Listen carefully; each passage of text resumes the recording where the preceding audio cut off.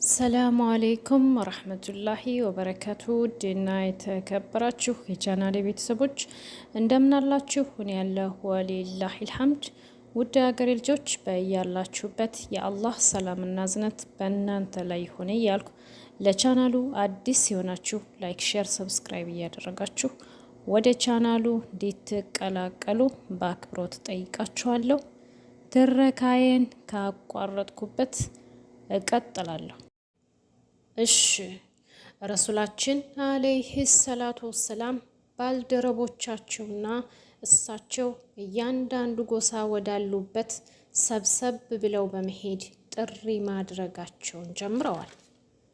የሚያሾፍባቸውና የሚያስተባብላቸው ቢኖርም ከልቡ የሚያምንባቸውም አለ።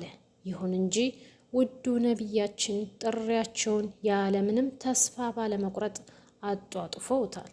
ረሱላችን አለይሂ ሰላቱ ወሰላም በመጨረሻም ከየፍሪብ ወይም መዲና የመጡ ሰዎችን ተገናኙና በሚገባ ዳዋ አረጉላቸው። ቃል ኪዳንም በማስገባት ሙስዓብ ኢብኑ ኡመይር የተባለውን ሰሓባ ቁርአን ያስተምራቸው ዘንድ ከነሱ ጋር ወደ መዲና ላኩት። መካ ላይ እንግልቱና ስቃዩ መልኩን ቀይሮ መጥቷል። ሰሓቦች በአደባባይ አሰቃቂውን ቅጣት መቀጣትም ጀምረዋል።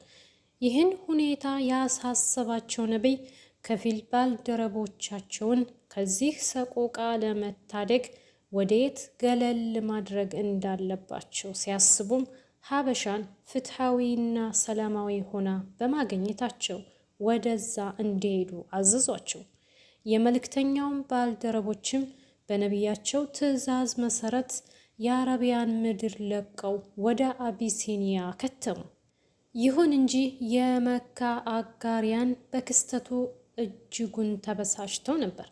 ከሀበሻው ንጉስ ጋር ጓደኝነት ያለው አምር የተባለ ሰው ወደ ንጉሱ የተለያዩ ስጦታዎችን አስይዘው ላኩት። ቁረሾች የላኩት ሰው ምንም እንኳን ከሀበሻው ንጉስ ጋር የጠበቀ ወዳጅነት ቢኖረውም ንጉሱ ግን ስደተኛ ሰሃቦችን አሳልፎ ሊሰጠው ባለመቻሉ የእፍረት ካባ ተላብሶ ተመለሰ። አሁን የቁረሾች የቅጣት አርጩሜ መልኩን ቀይሮ በመምጣት ማንኛውም አይነት ሰው ከሙሐመድ እና ከባልደረቦቹ ምንም አይነት የንግድ ሆነ የዝምድና ትስስር እንዲያቆሙ አጸደቁ። በዚህ ሁኔታ ረሱል አለይሂ ሰላቱ ወሰላም እና ባልደረቦቻቸው ለሶስት ተከታታይ ዓመታትን መራሩን የረሃብና የገለልተኝነት ጽዋ ለመቅመስ ተገደዱ። ከዚያም በኢስላም ታሪክ የሐዘን ዓመት ተብሎ በሚታወቀው ዓመት ረሱልን አለይሂ ሰላቱ ወሰላም እንደ ልጇ እንደ ወንድሟም እንደ ባሏም ስትንከባከባቸውና ከጥላትም ስትከላከልላቸው የነበረችው ውዷ ባለቤታቸው ኸዲጃ ይችን አስቸጋሪ ዓለም ለቃ ተሰናበተች።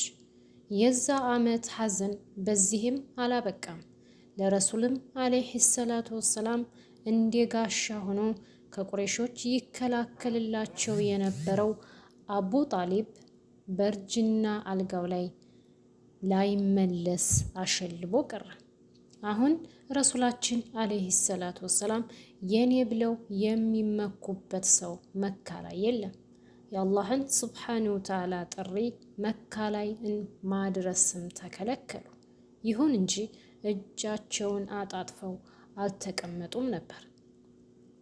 የአላህን ሱብሓነሁ ወተዓላን ጥሪ ለማድረስ እርዳታ አገኝ በማለት ከመካ አጎራባች ወደ ሆነችው ጣኢፍ ከአገልጋያቸው ዘይድ ጋር ተጓዙ። እሳቸው ምንም እንኳን ጣኢፍ ላይ ተስፋ ቢያደርጉም ህዝቡ ሊቀበላቸው አልቻለም። ለ10 ተከታታይ ቀናት ተዘዋውረው ጥሪ አደረጉ። በመጨረሻም የጣኢፍ ሰዎች በህፃናት በውሾችና በእብዶች እያስደበደቡ ከሀገር ያስወጧቸው ጀመር። ፊዳካ አቢ ወኡሚ ያ ረሱላላህ። ከየአቅጣጫው የሚወረወረው የድንጋይ ጋጋታ የአሽረፉል ሐልቅ እግር ክፉኛ ደማቸው። ከጎናቸው ያለው ዘይድ የሚወረወረውን የድንጋይ ጋጋታ ረሱልን አለይሂ ሰላቱ ወሰላም እንዳያገኛቸው በአካሉ ቢከላከልም ከህፃናቶቹና ከእብዶች የተወረወሩት ድንጋይ የረሱላችንን አለይሂ ሰላቱ ወሰላም ጭንቅላት ፈንክቶ ፊታቸውን በደም አላወሰው። ፊዳካ አቢዋ ኡሚ ያ ረሱልላህ። የሚዘንብባቸው የድንጋይ ናዳ የበለጥ ልባቸውን ያደማው ይሰነዝሩባቸው የነበረው የንቀትና የስድብ ቃላት ነበር። ያን ጊዜ ረሱላችን አለይሂ ሰላቱ ወሰላም ዲካማቸውን ለአላህ ሱብሓነሁ ወተዓላ እንዲህ በማለት ተናዘዙ። ጌታዬ ሆይ የኃይሌን መድከም የመላዬን ማነስና ሰዎች ዘንድ የደረሰብኝን ንቀት ለአንተ አቤት እላለሁ። አንተ የአዛኞች ሁሉ አዛኝ ነህ። አንተ የደካሞች ጌታ፣ አንተ የኔ ጌታ ለማን ትተወኛለህ? ለሩቅ አጥቂ ትሰጠኝ ወይም በጠላት እጅ ላይ ትጥለኝ? በእኔ ላይ ተቆጥተህብኝ ካልሆነ በሚደርስብኝ ግድ የለኝም። ነገር ግን እኔን ደህና ማድረግህ ለእኔ የሰፋ ነው። ጨለማዎችን ባበራው ባንተ ብርሃን የቅርቢቱም ይሁን የመጪው የዓለም ያሳመረው በሆነው ያንተ ብርሃን እጠበቃለሁ። ቁጣህ እንዳይወርድብኝ ወይም ጥላቻህ እንዳይሰፍርብኝ እፈራለሁ አሉ። ከዚያም አላሁ ስብሓነሁ ወተዓላ በተራራው ላይ የተወከለውን መልአክ ወደ ረሱላችን አለይሂ ሰላቱ ወሰላም ላከው። መልአኩም ረሱል አለይሂ ሰላቱ ወሰላም ወዳሉበት በመምጣት ሙሐመድ ሆይ ሁለቱንም ተራሮች በእነርሱ ማለትም በጣይፍ ሰዎች ላይ እንዳላትማቸው ፍላጎት ከሆነ አደርገዋለሁ አላቸው። ረሱላችንም አለይሂ ሰላቱ ወሰላም ከአብራካቸው እርሱን ማለትም አላህ ሱብሓነሁ ወተዓላን በብቸኝነት ያለማጋራት የሚያመልኩ ልጆች አላህ እንደሚያወጣ ተስፋ አደርጋለሁ አሉት። ከዚያም እጃቸውን ወደ ላይ ከፍ በማድረግ ያ አላህ ህዝቦቼ የሚሰሩትን አያውቁምና ወደ ትክክለኛው ጎዳና ህዝቦችን ምራቸው በማለት ዱዓ አደረጉ። አሁን ወደ መጡበት መካ ለመመለስ ጉዞ ጀምረዋል። ጉዟቸው ላይም የሱቢህ ሰላት ደረሰባቸውና በበረሃ ቆመው ሲሰግዱ የጅኒ ጭፍሮች በመመልከት በርካታ ቁጥር ያላቸው ጅኒዎች በረሱል አለይሂ ሰላቱ ወሰላም መልእክተኝነት አመኑላቸው። መካ ተመልሰው ብዙም ሳይቆዩ የሀጅ ጊዜያት ደረሰ። እንደ ቀደምት ጊዜያት ሁሉ አሁን የአረብ ነገዶች ለሀጅ ስነ ስርዓት መካን መተው ሞሏት። ይህንን ሁኔታ ለረሱል አለይሂ ሰላቱ ወሰላም አሪፍ አጋጣሚ ስላመቻቸላቸው ሰው ወደ የተሰበሰበበት ሁሉ በመሄድ እናንተ ሰዎች ሆይ ላኢላሃ ኢለላህ በሉ ትድናላችሁ፣ እኔን ከተቀበላችሁኝ አረቦችን በቁጥጥራችሁ ታውላላችሁ፣ በቀረውም ዓለም ለእናንተ ያጎበድዳል፣ በጀነትም ንጉሶች ትሆናላችሁ እያሉ ጥሪ ማድረግ ጀመሩ። በዚህ ሁኔታ ላይ ሳሉ ረሱል አለይሂ ሰላቱ ወሰላም የኢፍሪብ ሰዎች ተመለከቱና ጠጋ በማለት እነማን ናችሁ በማለት ጠየቋቸው። ሰዎቹም የከዝረች ጎሳዎች ነን አሉ። ረሱልም የአይሁድ እምነት ተከታዮች ናችሁን አሏቸው። ሰዎቹም አዎን አሉ። ተቀምጠን ትንሽ እናውራ አሉ። ሰዎቹም እሺ አሏቸው። ከዚያም ረሱል አለይሂ ሰላቱ ወሰላም በጣፋጭ አንደበታቸው ቁርአን እያነበቡላቸውና ዳዕዋ እያረጉላቸው ሰዎቹን ልባቸውን በእስልምና እንዲንጠለጠል አደረጉ። ሰዎቹም በመጨረሻው ዘመን የሚጠበቀው ነቢይ ይህ መሆኑን በመረዳት ማንም እንዳይቀድማቸው እና ወደ ሀገራቸውም ሊያስገቧቸው ወሰኑ።